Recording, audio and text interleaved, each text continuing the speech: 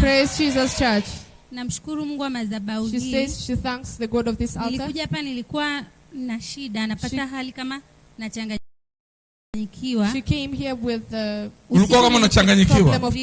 Kwa muda gani umekuwa na hali kama kuchanganyikiwa? For how long have you had that problem? Kuanzia mwaka jana mwezi wa 11 mwanzoni. Hali kama kuwa kama kichaa ujielewi. Ndio. Since in November. Nika usiku siwezi kulala. Nikitaka kulala kuna kitu kinanivaa kama hapa kwenye moyo. Na weweseka usiku mzima silali. She trembles all night. Kazini nilikuwa siwezi kufanya kazi tena mpaka nilikuwa nataka kukimbia. She always wanted to run. Kazini unataka kukimbia tu. Ndio. Hapo tayari anaishakuwa kichaa full. She has been nilikuwa nazunguka tu, nazunguka.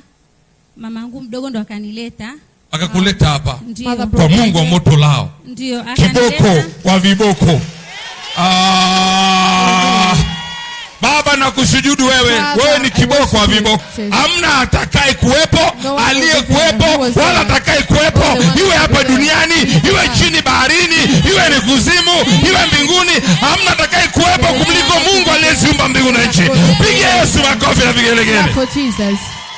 Hallelujah. Amen. Kwa hiyo ukaletwa hapa. So you were brought here.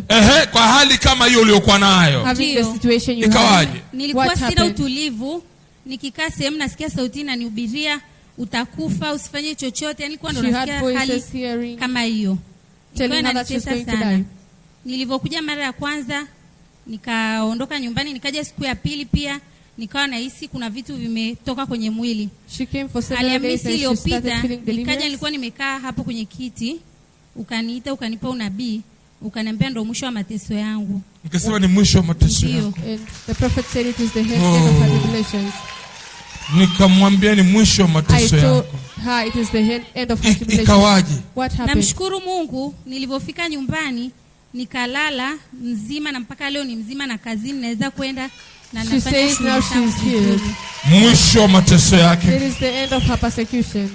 Mateso yake. The end of her persecution. Mungu akaniita akaniambia nimwambie ni mwisho wa mateso yake. To tell her it is the end of her persecution. Na leo yuko huru. And today she huyo ndio Mungu ambaye tunamwabudu mahali hapa. The God we worship in this place. Ndio Mungu ambaye umekuja kumtafuta leo mahali hapa. The God you have come to seek here. Leo itakuwa ni mwisho wa mateso yako. It shall be the end of your persecution. Na iwe ni mwisho wa mapito yako. Let it be the end of your tribulation. Binti waliokutesa hawatakutesa tena. Those who have persecuted you will no longer. Hiyo hali utaisikia tena. You will not feel that condition. Sasa utafanikiwa. Now you shall be utabarikiwa.